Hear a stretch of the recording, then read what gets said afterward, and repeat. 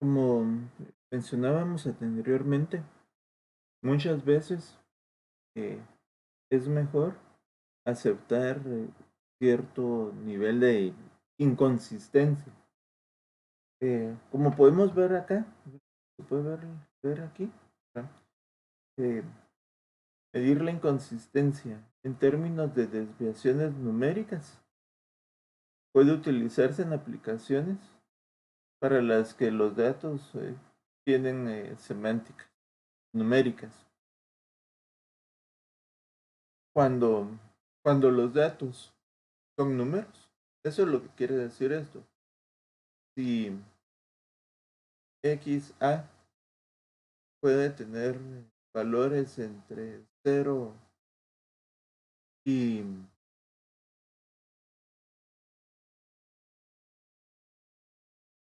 y unos, ¿qué? 100, unos 100 gigas. O sea, entre 0 y 100.000 millones. ¿Verdad? Entonces, es posible, ¿verdad?, que manejemos ciertas inconsistencias. Aquí el ejemplo que se propone es la replicación de registros que contienen precios de acciones. Como podemos leer acá, podemos leer aquí, una aplicación puede especificar que dos copias no deben desviarse más de 0.02 centavos o que no puede desviarse más de 2 centésimas. Entonces, lo cual sería una desviación numérica absoluta, ¿verdad?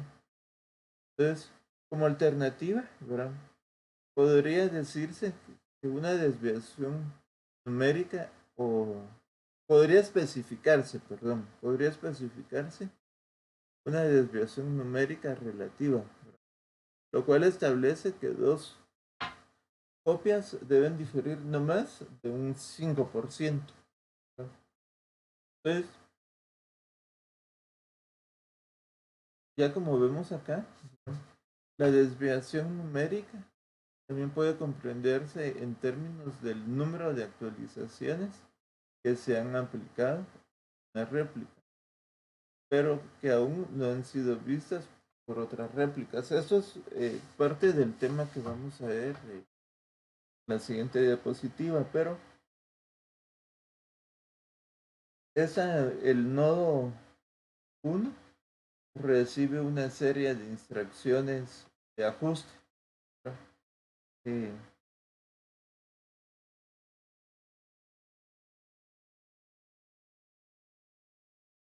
de ajustes, y en igual, ¿verdad?, el nodo 2 de la misma forma va a tener un conjunto de instrucciones para hacer ajustes.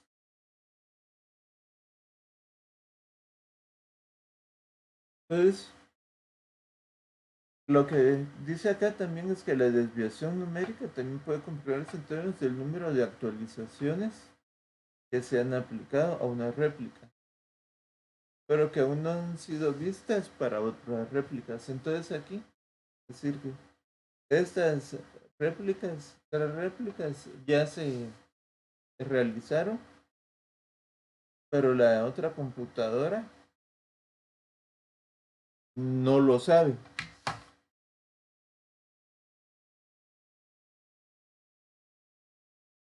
Entonces, como se hablaba acá, ¿verdad?, entonces la desviación numérica también puede comprenderse en términos de el número de actualizaciones que se han aplicado, pero que aún no han sido vistas por otras réplicas. Porque las otras réplicas no se enteran que un nodo ya hizo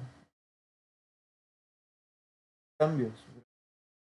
Entonces, la idea de una CONIT, ¿verdad?, entonces, de esos autores, ¿verdad?, Yu y Badat, representaron una unidad de consistencia abreviada como CONIT. Una CONIT especifica la unidad con la que se medirá la consistencia.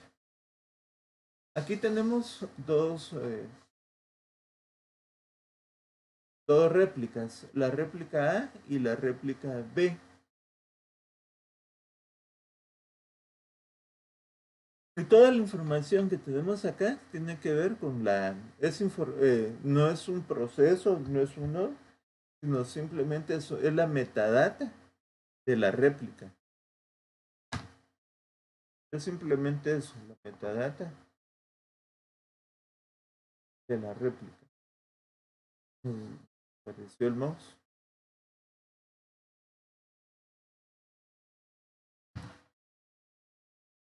A veces pasa esto, aparece el mouse.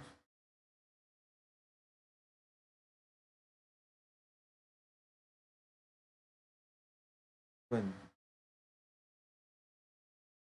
entonces, como les decía, estas dos son réplicas. Son réplicas. Toda la información que aparece aquí es metadata, solo de la réplica.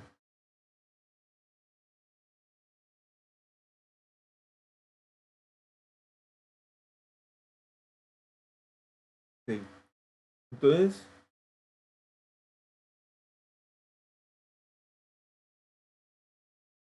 eh, y esa metadata lo que hace es recolectar las instrucciones de ajustes. Como podemos ver acá, tenemos un estado actual. Tenemos un estado actual. A ver acá.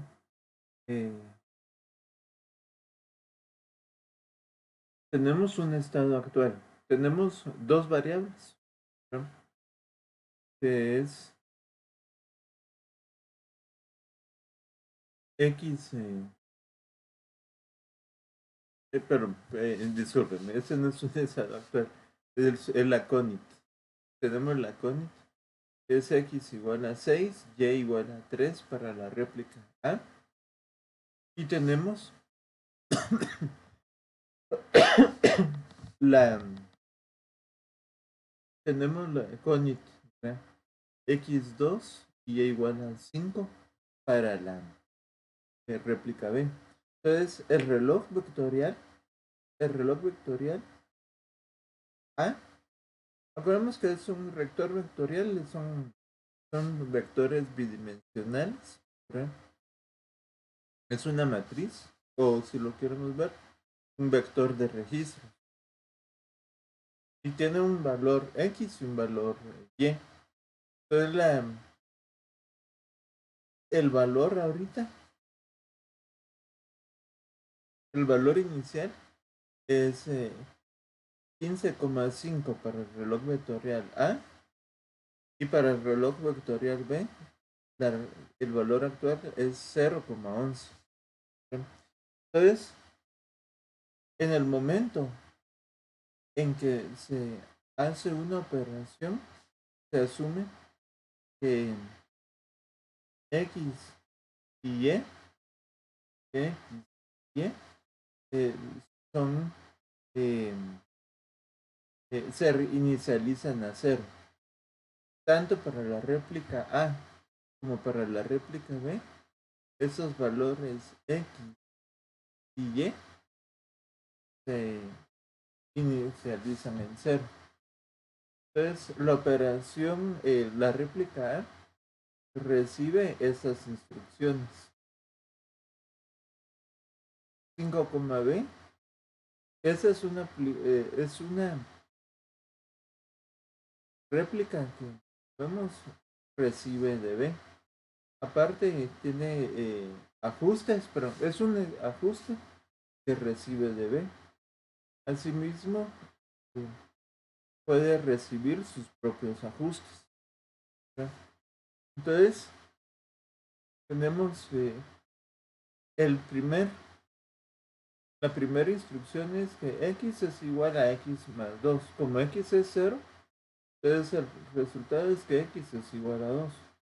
Luego, en A, la instrucción A que tienen que ver con y, dice que y es igual a y más 2. O sea, 0 más 2, 2. Luego se recibe otra instrucción que y es igual a y más 1. Como y es igual a 2 más 1 es 3.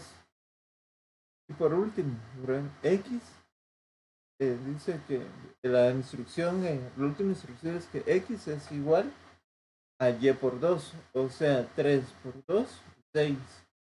Entonces vemos que estos son las cónicas, es el número de instrucciones o el que ha recibido. Entonces,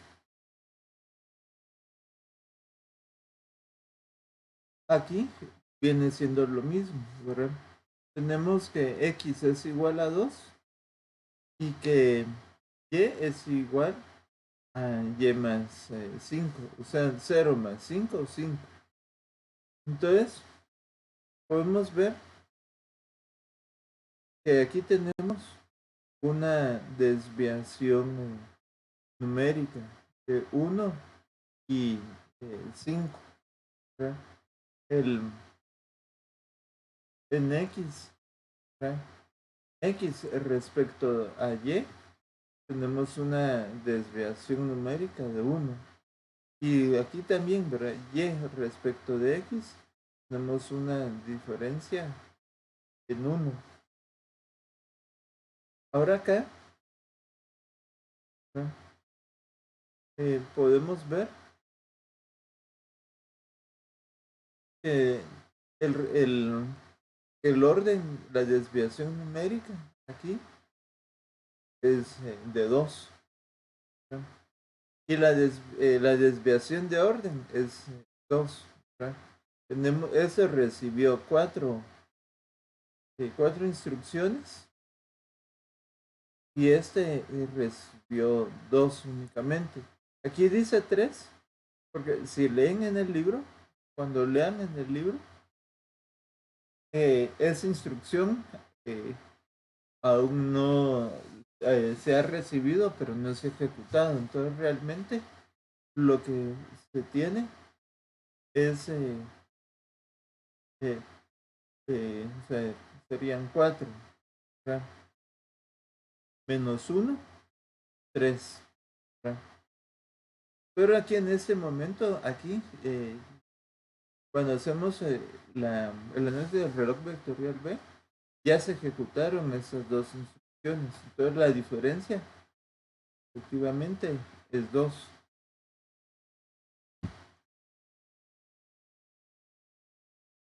Acuérdense que la granularidad es un término que vimos el año pasado, ¿verdad?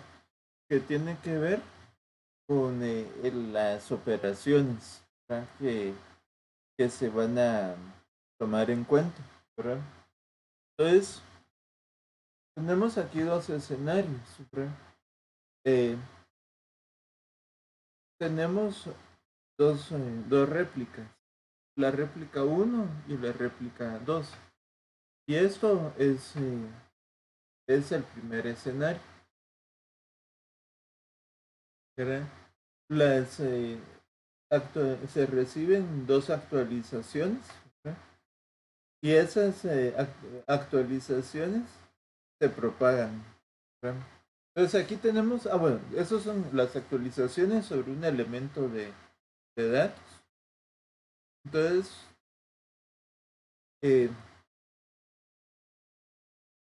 cuando usamos una granularidad grande,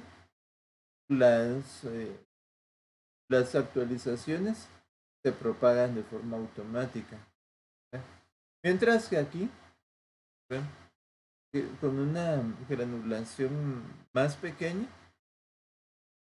esos elementos de datos, A y B, pues esos datos eh, no se actualizan al mismo tiempo, sino que existe un aplazamiento, ¿verdad?, de la propagación de las actividades. Entonces, el,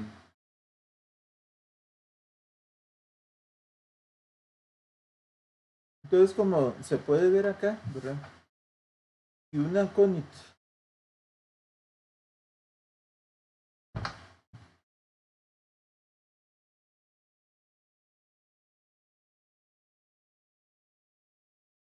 ahí está, apareció.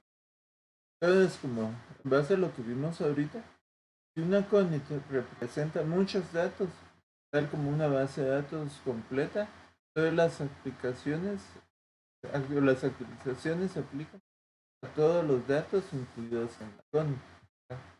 Entonces, eso puede hacer que las réplicas entren más rápido en un estado de inconsistencia. Entonces, lo, lo ideal es, es esto, ¿no? Pero muchas veces esto es difícil.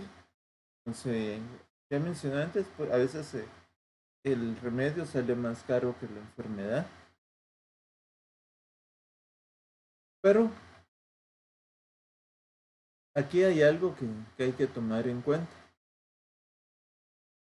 Que si aquí son más las lecturas que las escrituras, pues ese modelo estaría mejor.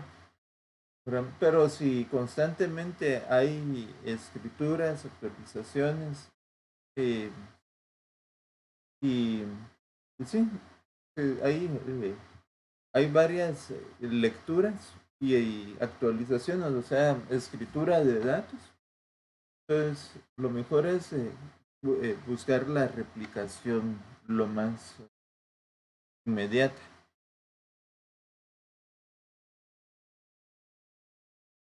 Otro método, ¿verdad?, es el ordenamiento consistente de operaciones, ¿verdad? Entonces, como se menciona acá en principio, los modelos superan a aquellos de consistencia continua. O sea, esos modelos de consistencia de operaciones, ¿verdad?, superan, ¿verdad?, a los modelos de consistencia continua en el sentido que cuando es necesario confirmar actualizaciones en réplica, se tendrán que acordar un ordenamiento global. Eso lo vamos a ver acá, pero vamos en cuenta esto, ¿verdad? Eh, que ambas partes tienen que acordar un ordenamiento global de las actualizaciones.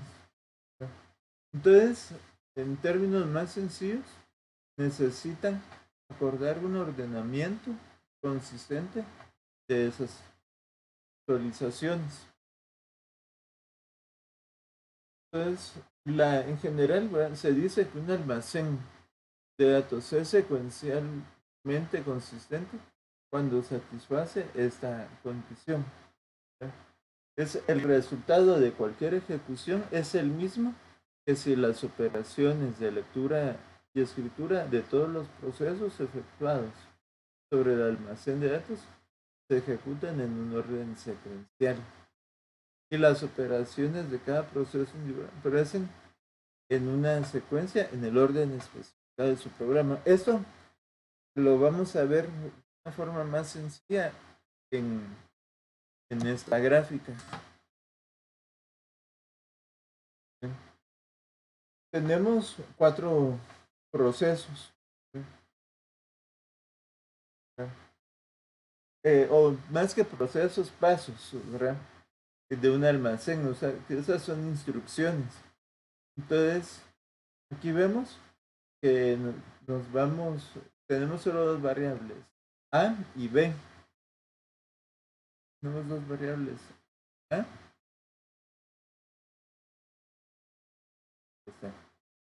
tenemos dos variables. A, pierde el stylus.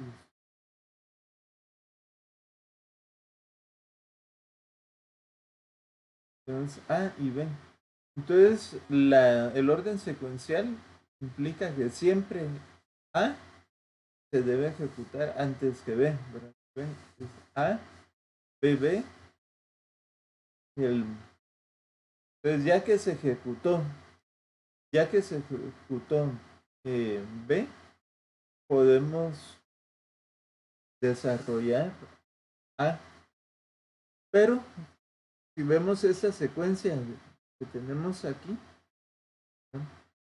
Entonces se ejecuta primero A y después todas las B que sean necesarias. Entonces, ya cuando concluimos con las B, reiniciamos y volvemos con RXA. En ese ejemplo aquí, ¿no? Vemos que todo va bien, ¿verdad? Es A, B, B. Como ya terminó A, nos toca de nuevo. Bueno, veámoslo así, más sencillo, ¿verdad? Tenemos las instrucciones A, B, B, está bien. Y aquí A. Pero vean aquí, esta secuencia ya no se respeta. Porque tenemos un RX A cuando tenemos que tener una instrucción para B. Existe otro, aparte de la consistencia secuencial, existe la consistencia causal, ¿verdad? Entonces, tenemos, como bien dice acá, tenemos una secuencia de eventos que está permitida con un almacén causalmente consistente, ¿verdad? Pero que está prohibida con un almacén secuencialmente consistente, ¿verdad?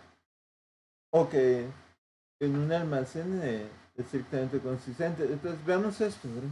Esa secuencia está permitida con un almacén causalmente consistente, pero no con un almacén secuencialmente consistente. Entonces vean las palabras, es causal y secuencial. Entonces tenemos el primer paso, dice actualice A. Luego aquí dice actualice B. Entonces tenemos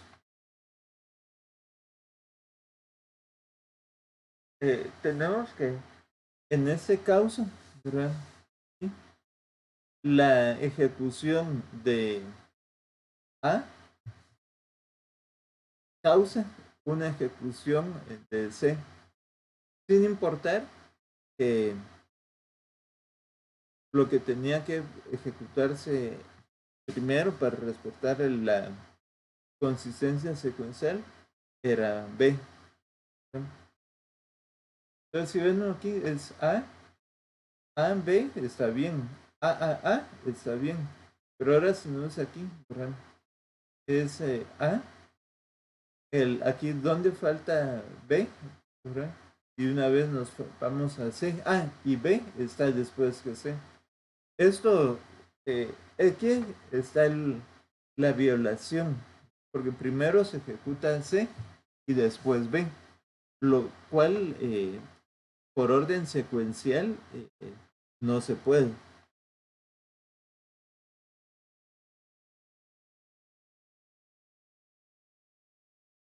Entonces,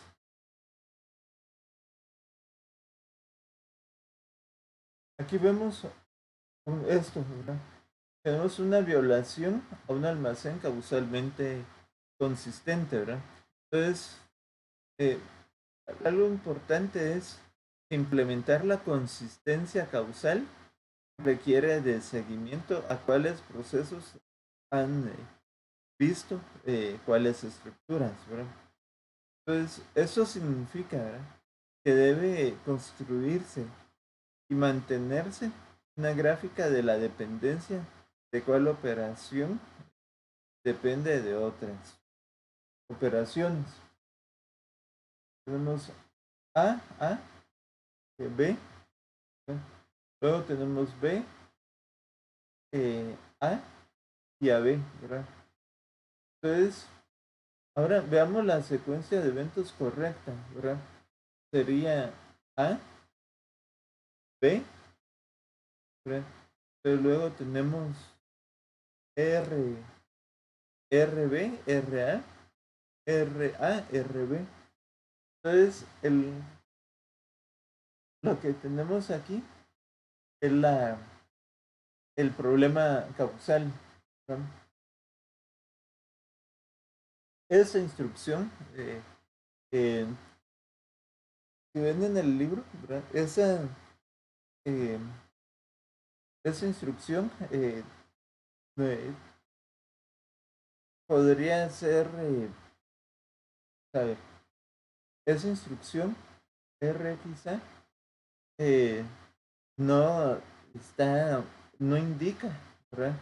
Que WB sea necesaria, que para la ejecución de WB es forzosamente necesario la ejecución de RX. Entonces, si no hay una causalidad, no hay una causa y efecto, la operación no se debería realizar. Hay otra forma, ¿verdad? Otros modelos, ¿verdad? Entonces, que son las operaciones de agrupamiento, ¿no?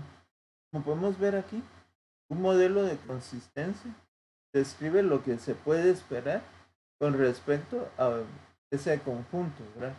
Cuando varios procesos aparecen concurrentemente sobre los datos. Pero leámoslo de nuevo. Dice, un modelo de consistencia describe lo que se puede esperar con respecto a ese conjunto cuando varios procesos operan concurrentemente sobre ellos. Entonces se dice que el conjunto es consistente si se apega a las reglas descritas por el modelo, ¿verdad? Entonces, como vemos acá, mientras la consistencia trata con un conjunto de elementos de datos, los modelos de coherencia eh, o consistencia, ¿verdad? Describen lo que puede esperarse de un solo elemento de datos. Entonces, las operaciones de agrupamiento, ¿verdad? Lo que dice es que tenemos eh, que hay operaciones, ¿verdad? Que vamos a ver, el, que hay operaciones eh,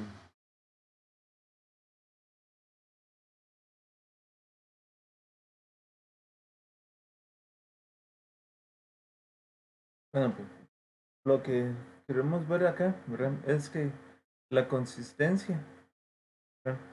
Secuencial y la causal, ¿verdad? Las dos están definidas a nivel de operaciones de lectura y escritura. Entonces, ese nivel de granularidad se debe a razones históricas, ¿verdad? Estos modelos se desarrollaron inicialmente para sistemas multiprocesador de memoria compartida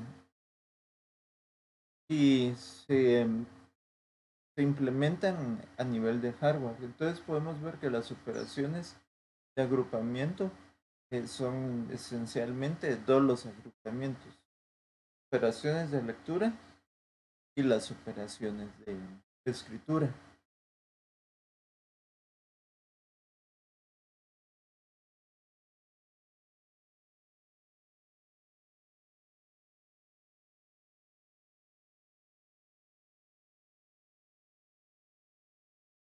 Que tengamos. Entonces,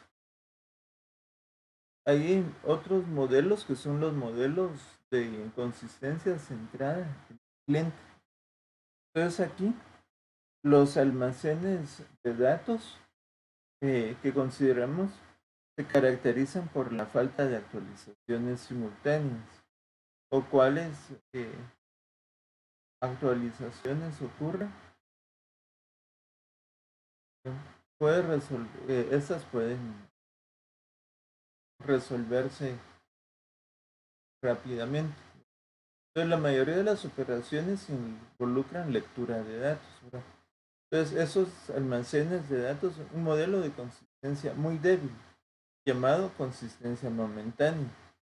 Entonces, eso, pues vamos a ver que en los sistemas distribuidos, en algunos sistemas distribuidos, son más las operaciones de lectura que las de escritura. Entonces aquí, si tenemos más lecturas que escrituras, podemos eh, hablar de los modelos de consistencia momentánea, ¿verdad?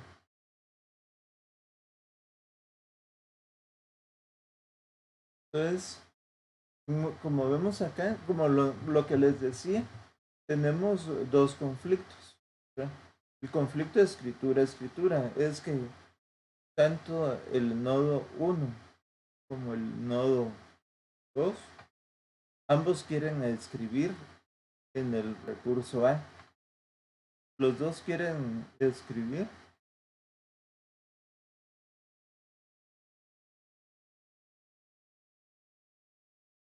Entonces, ahora acá, en los conflictos de lectura-escritura, eh, es cuando, por ejemplo, el nodo 1 quiere leer, leer A, pero en ese mismo instante, N2 quiere escribir. Por lo general, como les decía, estos conflictos son los más frecuentes.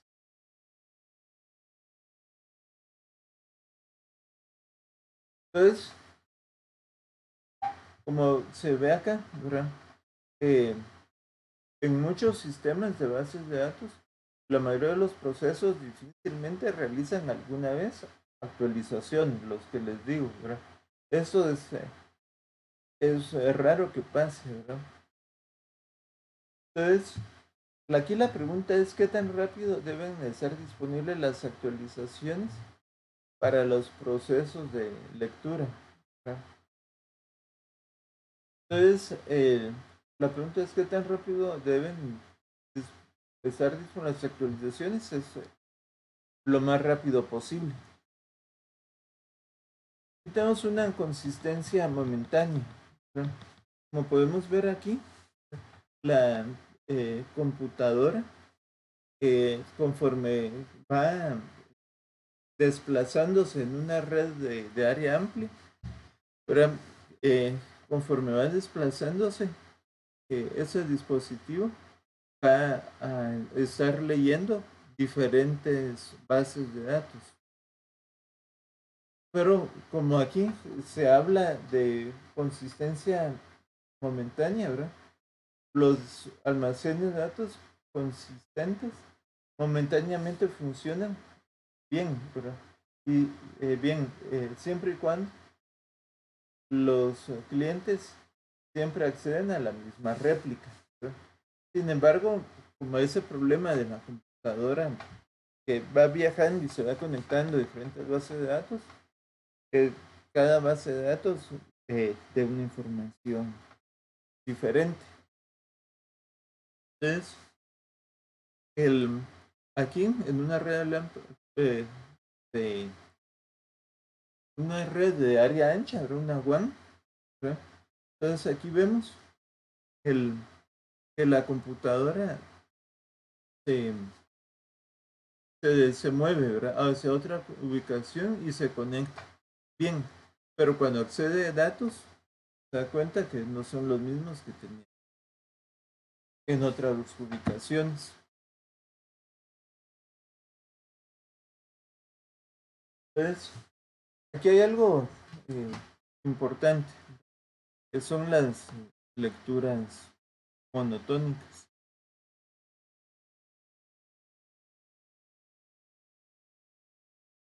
Y aquí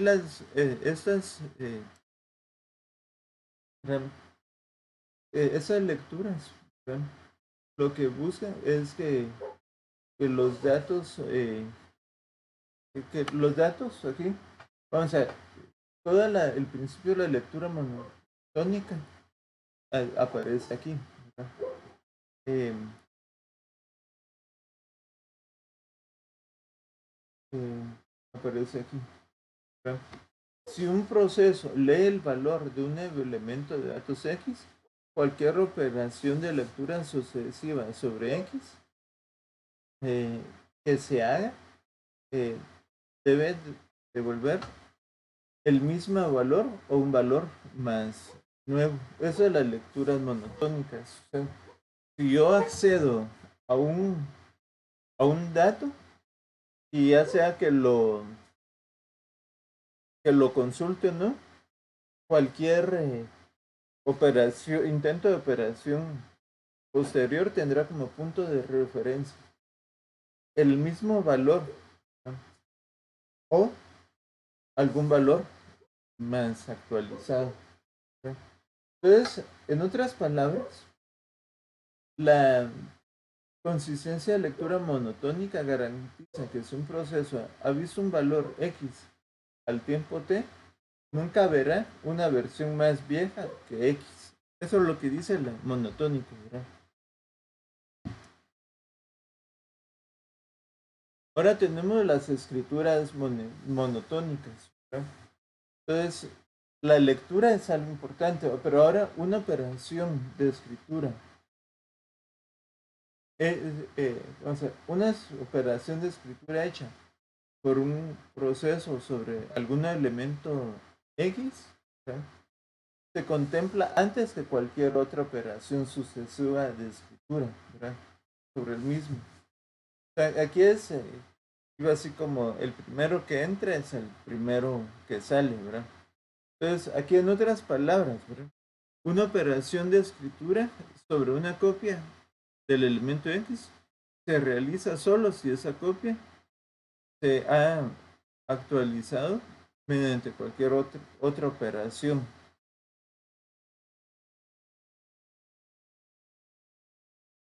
Y ahora aquí, ¿verdad? Eh, recordemos que eh, el inicio, ¿verdad?, de este tema hablaba de la necesidad de la consistencia, ¿verdad? Entonces, y el rendimiento, ¿verdad? Y el rendimiento, ¿verdad? Entonces, como podemos leer acá, ¿verdad?, es fácil advertir, ¿verdad?, que el conjunto de lecturas asociado a cada cliente puede volverse muy grande, ¿verdad? Pero realmente aquí el problema tiene que ver con la simplificación, ¿verdad? Que la implementación debe ser lo más sencilla, lo más simplista. Y eso radica, ¿verdad?, en la representación de los conjuntos de lectura y escritura, ¿verdad? Entonces, cada conjunto consta de un número de identificadores para operaciones de escritura. Entonces, cada vez que un cliente remite una petición de lectura o escritura hacia un servidor, también se transmite al servidor un conjunto de identificadores, ¿verdad?, para ver si las operaciones en efecto se ejecutaron o no. Entonces, este es un tema bien, bien interesante. Es un tema largo, ¿verdad? El, pero ya pueden ver que en base al modelo que están haciendo, ¿verdad?, el, lo, lo que se busca aquí, ¿verdad?, es que, que un cliente, ¿verdad?, remite una petición de lectura a escritura, ¿verdad? También se transmite al servidor un conjunto de identificadores para ver si todas las operaciones eh, se han realizado. Entonces, ¿cómo se mejora la eficiencia? Haciendo las cosas de una forma más sencilla, ¿verdad?, y observando las operaciones de escritura. Entonces, muchas gracias. Eso es todo.